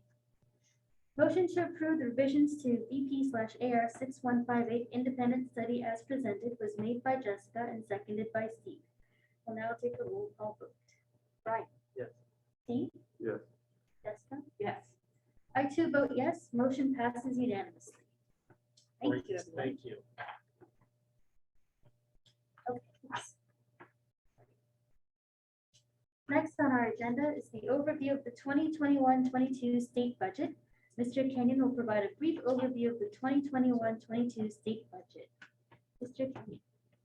Thank you, Charlie. This will be a very high-level overview of the state budget that was adopted for the now current 21-22 year. So financially, the state's in a very good position. The revenues far exceed what they were expecting. Certainly a year ago, and even in January when the governor made his first proposals, and then even in May during the May revise. There's some impacts on the district financially, but they're pretty, I will say minor, because there's some pluses and minuses that kind of offset each other. A big shift in how the state is operating towards schools. You'll recall in 2013, then Governor Jerry Brown implemented the local control funding formula. Wiped the slate clean of a ton of categorical programs and gave the districts discretion to use money as they best saw fit. Now we're seeing the governor and the legislature proposing a number of new categorical programs, sort of veering away from the, let the locals decide what's best and how best to implement change. So whether you like that or not, that's what's happening here. A big emphasis on equity, educational equity. That's through expanded learning opportunities, including getting into the preschool age students, both TK and preschool. And again, this is focused mostly on the unduplicated pupils, students who either are English language learners, low income, or foster. In terms of the impacts on us, first financially, there's an increase, the COLA, the cost of living adjustment, per student funding basis is higher than it was projected back in May in the May revise. It's over 5% COLA. That'll increase the transfer that we make to the charter school, which was based on lower COLA. Estimating around $100,000 increase for us. But there's additional money for special education, and don't know how much yet. We're working that out at the sub-bowl level, at the county and sub-bowl level as to how much. It's looking to me like we're going to get at least as much as $100,000 off of that, if not more. And the sort of somewhat financial, but also programmatically, all these new programs that have been, several new programs that have been part of the new state budget are going to affect us. One of them is the independent study program. You heard a lot about that tonight, and I've read a lot about that. There are other programs that we just have a smattering of information because the details haven't yet been ironed out between the legislature and the Department of Education, implementation details. So more to come on those. That's going to be part of my theme. New programs, we don't know a lot yet. We're going to get more as we go, get more information during the year. First independent study, we've already talked about that. It's an option for some families. Covered all this already. Slide. There's a free meals for all that I'm sure you've heard about, requiring 2 meals a day for any student that wants it, whether they're eligible for free or reduced lunch or not. That program is not required to be implemented until next year. Theoretically, there's supposed to be some state funding to help districts implement that program. we have a year for planning purposes, should the funding come along forward next year. My slide says we're discussing, but this was prior to the discussion we had last week with PTAs. Pointed out that because we're not part of the National School Lunch Program, we're not getting any reimbursement for any lunches. This would be a big cost for us if we had free meals for all. And we need to evaluate all the implementation details and the program and figure out whether we want to be part of the National School Lunch Program in the first place, how this impacts what we're doing at our local school sites. With PTA, it's pretty much providing the volunteers and the incentive for the lunch program we currently have in place. So Randy, just to clarify that, that would be restarting or reapplying to the federal government to be a part of the National School Lunch Program. In order to do that. Yep. And there's a lot involved with that, including perhaps hiring additional staff. Certainly there's other costs involved, lots of requirements that we currently do not have the. That's not the question on that. Yeah, so go ahead and ask the question. You mentioned, we were just chatting earlier. Was it the food quality is very different in the National School Lunch Program than what we're used to doing here? Yeah, what that Randy could probably speak more clearly than that, but what the requirements for food service in the National School Lunch Program are different than what we're offering right now, right? Randy, correct? All of our current meals meet the nutritional guidelines. Right.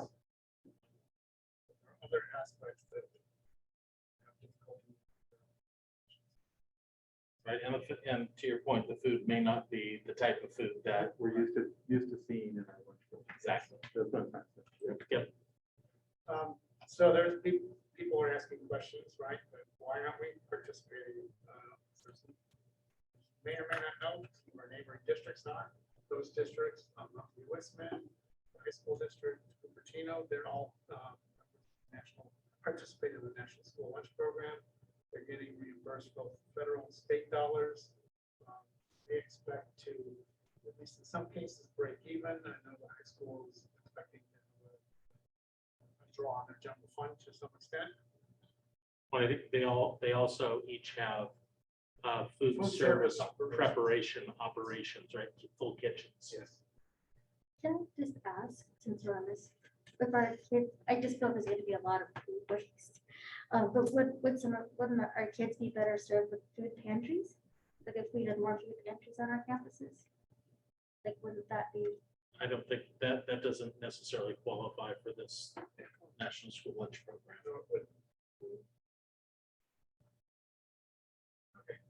Another new program, maybe a year ago, the state came out with an expanded learning opportunities grant, which was a COVID fund, which provided COVID relief funding, significant funding to us, pretty much to deal with learning loss and mental health. It was pretty wide open as to what you could spend the money on. In the new budget, there is an expanded learning opportunities program, so not a grant, program, similar acronym, but a little different. It's much more restrictive in what it can do with the money. We don't know a lot about it yet. It appears to be an optional program, not clear yet. There is a potential of $300,000 implementation grant for us. But again, we don't know enough about the requirements of the program to say we're going to participate. Okay, so we'll be learning more about that. The whole state is learning more about it. Early childhood education, another big interest of the governor, certainly. Newsom has been a big proponent of early childhood education and the legislature as well now. Proposal to implement universal TK for all 4-year-olds, based in over the next 4 years. Right, more to come on that. And then preschool programs where additional money, additional concentration on preschool programs. Some districts have their own. We have preschools in our community that basically contract out with out to. Leave space for them. My note here was maybe there's a possibility of partnering some of our child care providers rather than us. But we shall see. There is a small grant available in the current year for planning purposes, $110,000. Again, this is, I think the primary focus is on those underserved students who might have trouble being up to speed when they start school and kindergarten. We're not in a community where we're eligible for a lot of money because of the demographics of our community. So our planning grant's very small compared to other districts. And again, we don't know a lot about this program at this point. It's very basic overview. As I said, the state's in the process of developing details, and there's more information to come on several months. We'll share that with you. That's the last slide. Next steps is I will be bringing to you the unaudited actuals in the September board meeting.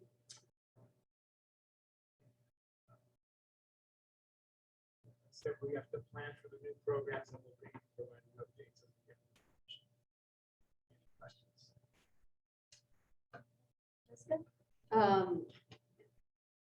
My question is, if we were to somehow get a new governor in the next month or so, would any of our budget, the hard and fast budget stuff change? Could it change? We have a budget act that's been passed by the legislature, approved by the governor. So for 21, 22, we set 22, 23, all bets are off. That's what I thought. I just wanted to- Randy, we need the unaudited actuals approved by September 15th, correct? Yeah, I was going to mention that later, but it's a good time. So thank you. We have a requirement to submit our unaudited actuals, which is the revenues and expenses for the prior years of 2021 to the county by September 15th. We are in the process of closing our books to have that information. We will not be finished closing our books. We typically are not finished until early September. So we will be asking you to have a meeting between August 30th and September 15th, a special meeting, because it's not on your regular calendar for this year.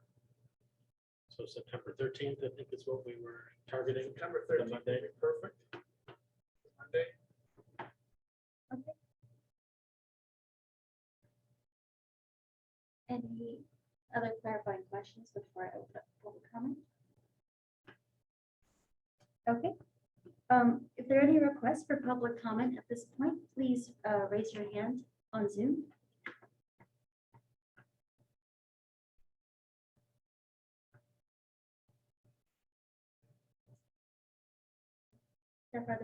There are not any hands raised. Okay. Our public comment is now closed. Board members, any further comment on this agenda item? Okay, thank you, Randy. Yep. Next up, we have our mentor-tutor connection memorandum of understanding. The Board of Trustees will consider approval of the attached memorandum of understanding between LASD and mentor-tutor connection. Jeff.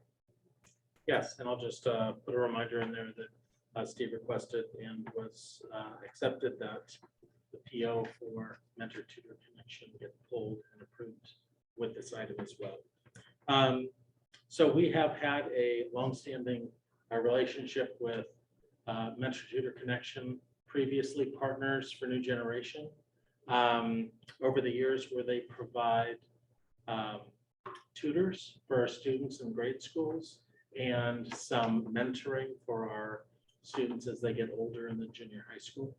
I think they are becoming solidifying as an organization, trying to codify some of their work. So an MOU was part of that. They're not asking for an annual MOU. This is an MOU that will be in effect as long as our relationship exists. So they're not asking for it to be re-upped each year. They also asked if we would consider a contribution. $7,500 seemed appropriate just to support their work, their organize, there's a lot of organization that goes on behind the scenes with Mentor Tutor Connection. And they have, as they have grown, we've incurred some expenses, so they've asked if we could support that. So that's what's before you today for your consideration for tonight. Okay, great.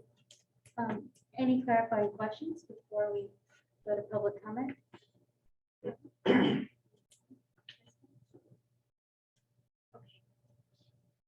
All right, well, we'll open this up for public comment. If you want to make a comment, please raise your hand on Zoom now.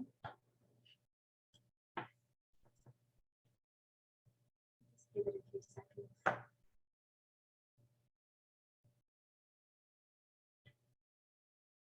Jeff, Marcy, anybody? Nope, no hands raised. No hands raised. Okay. Public comment is now closed. Would any board members like to provide comment on this agenda item? Another question, Jeff. Can we do the MOU and the PO in the same motion, or do they have to be two separate motions? I want to do them separately because the consent item was separate, so you're just going to approve that consent item. Should we do the MOU first? Yep. Okay. May I please have a motion to approve the MOU with Mentor Tutor Connection as presented? I so move. Thank you, Jessica. May I have a second? Yes. Thank you, Steve. Any further board discussion? Okay, motion to approve the MOU with Mentor Tutor Connection as presented was made by Jessica and seconded by Steve. We'll now take a vote. Brian? Yes. Steve? Yes. Jessica? Yes. I too vote yes. First motion passes unanimously. Now may I please have a motion to approve POs, right? Okay, Yep. to approve the PO with Mentor Tutor Connection. Thank you, Steve. May I have a second? Second. Thank you, Jessica. Any further board discussion? Okay, motion to approve the PO with Mentor Tutor Connection as presented was made by Steve and seconded by Jessica. We'll now take a vote. Brian? Yes. Steve? Jessica? Yes. I too vote yes. Motion passes unanimously. Excellent. They are really great. Glad we're doing it. Yep, they are.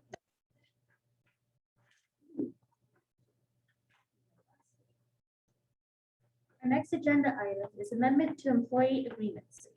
The Board of Trustees will consider approving amendments to the employee agreements for the following positions to provide a one-time stipend equal to 5% of salary for the 2020 to 2021 school year. Superintendent, Assistant Superintendent, Curriculum and Instruction, and Superintendent, Business Services.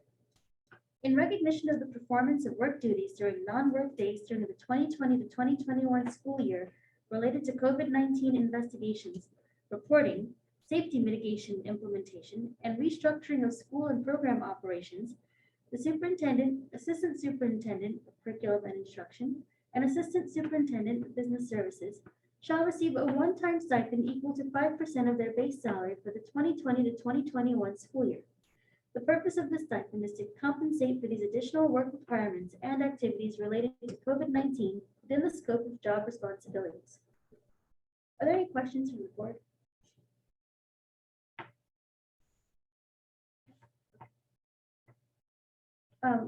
We'll now open up for public comment. Are there any requests for public comment? Please raise your hand on Zoom if so. Do a few more seconds. Jeff Marcy, no? Okay. Public comment is now closed. Would any board members like to provide further comment on this agenda item? Okay. Then may I please have a motion to approve the amendments to the employee agreement for the superintendent, assistant superintendent, curriculum and instruction, and assistant superintendent, business services as presented. I so move. Thank you, Jessica. May I have a second? Okay. Thank you, Steve. Any further board discussion? Okay. Motion to approve the amendments to the employee agreement for the superintendent, assistant superintendent, curriculum and instruction, and assistant superintendent, business services as presented was made by Jessica and seconded by Steve. We'll now take a vote. Brian? Yeah. Steve? Yes. Jessica? Yes. I too vote yes. Motion passes unanimously. Wonderful. Thanks. Okay. This is why I need classes of reading all these board policies in our packet. Board policy updates. CSBA periodically advises districts of recommended changes in board policies, administrative regulations, and board bylaws as a means to assist boards in keeping their policies current and reflecting all recent changes in law and regulations. The Board of Trustees will review the updated wording for the following policies. Mr. Beer? Yes, so there are a significant number of policy updates. This is something that was paused during COVID as we were trying to reopen school and keep kids and staff safe. So these have piled up a bit. They come on a quarterly basis. Collection of updates, as Shelley said, based on legal changes, based on judicial decisions, a variety of reasons. So each board meeting, this is just a preview, so I don't have to tell you this each time during the fall here. Each of our meetings, probably through the holidays, there's going to be a set of policies that have updates. Along with that, there are some deletions as well. These are policies that were subsumed into other policies or made unnecessary due to legal changes or expiration of legislation. So each meeting, you'll get a set of policies for the first read. And then the following meeting, incorporating any changes you might have, those will appear as consent items on the next meeting. Yet there will be another set of policies for first read on that subsequent meeting, and that'll continue through November, December. So I just wanted to give you a preview to that. With that, I've answered some questions about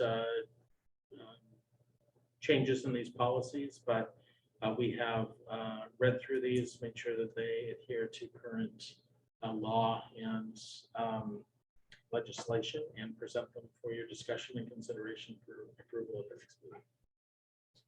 Thank you. Are there any questions from the board?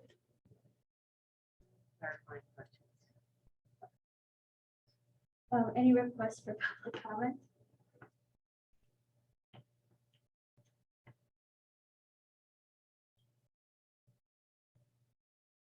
Okay, seeing that we have no. Okay. Public comment is now closed. Board members, would any of you like to provide comment on this agenda item? I have some comments. Okay. First one is with the employee dress code, which is board policy 411922. In it, I'm sorry, I don't have the page.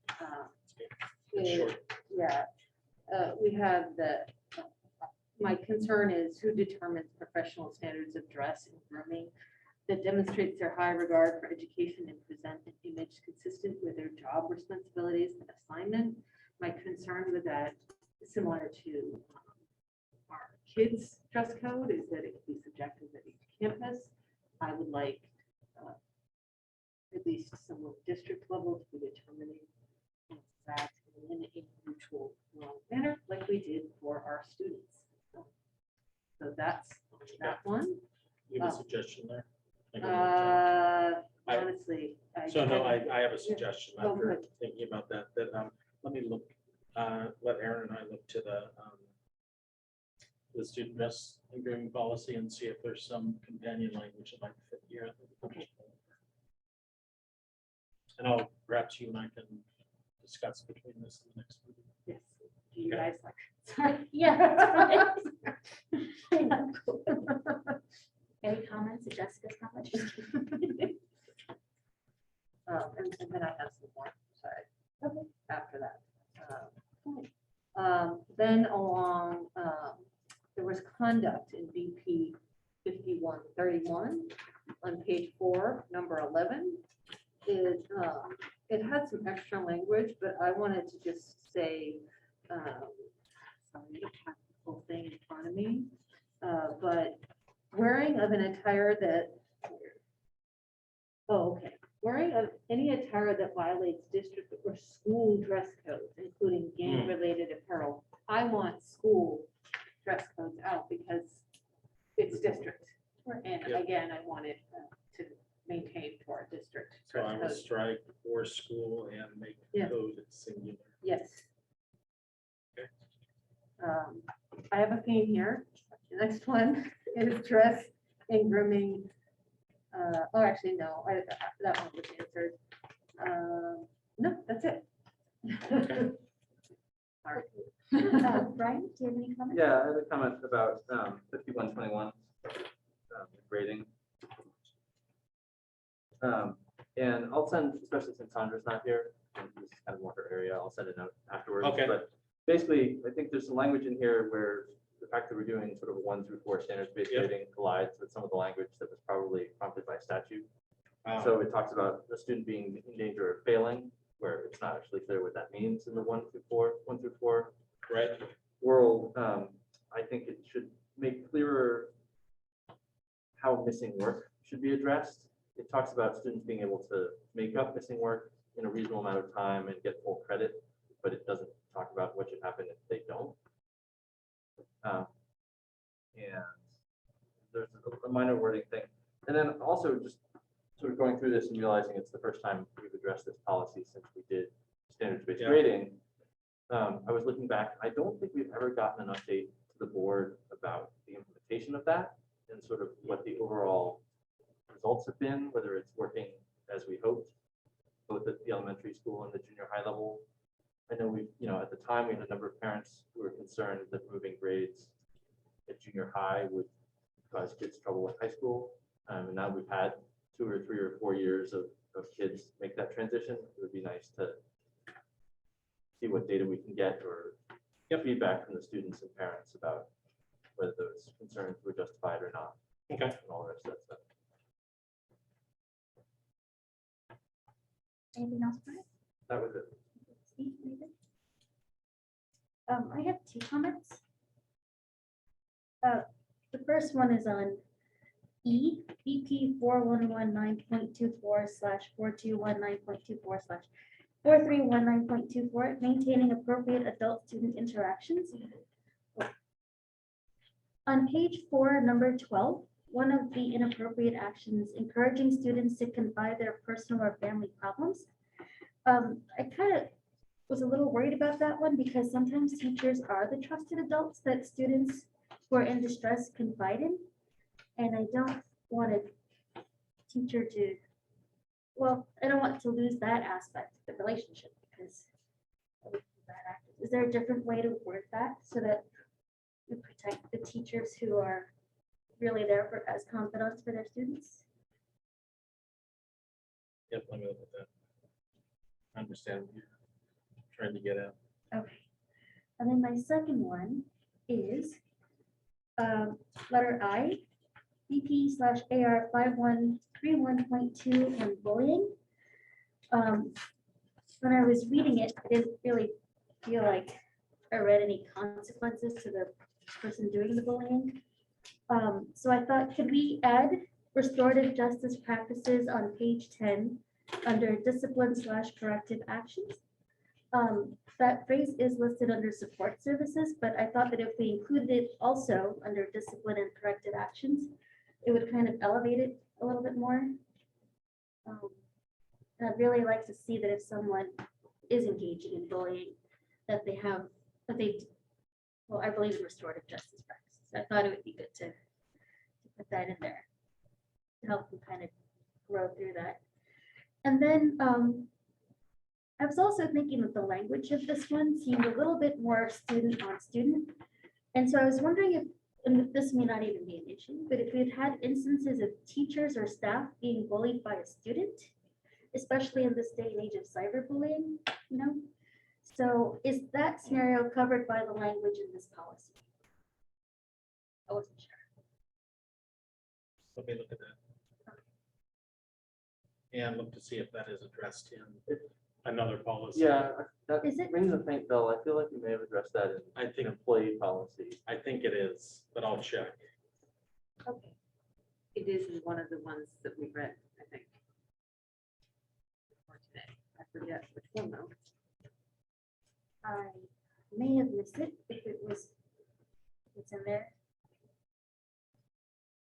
Have a lot to read. We had a lot. Exactly. Yeah, I started going cross-eyed. But I'm wondering whether it bears repeating, or if it doesn't bear repeating, that's totally fine. But Yep, I will look at it.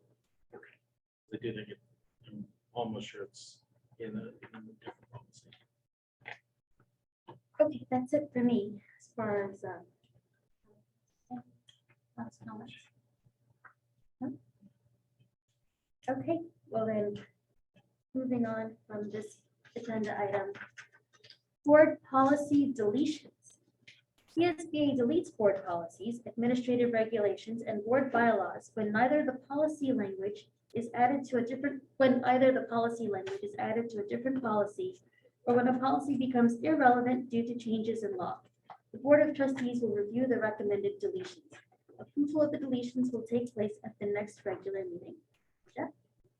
Yes, so I won't repeat myself, but same idea that as you read in the description, there are going to be occasion where policies are deleted because they're covered by another policy. They're combined into one. Also, CSBA, as you notice, no doubt, you're on the newer version of Agenda Online. Part of that is the Gamut system, which houses all of the policy, is part of what they're doing is cleaning up and moving toward translation of all of these on the fly. So there is a need to create consistency with them. So there's a number of reasons. All that said, there are going to be deletions that will come before you as well. In this case, there are.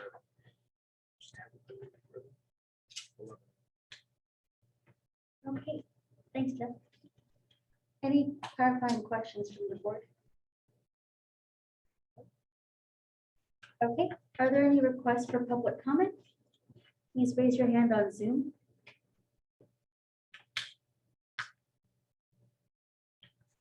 A few seconds. No raised hands? No hands. No hands. Okay, public comment is now closed. Board members, any further comment on this agenda item? No? I don't have any comments either. So. All right, awesome. Moving on, board and administration comments. So should we start with Randy? I don't have anything except for the September 8th. Already covered that. Thank you.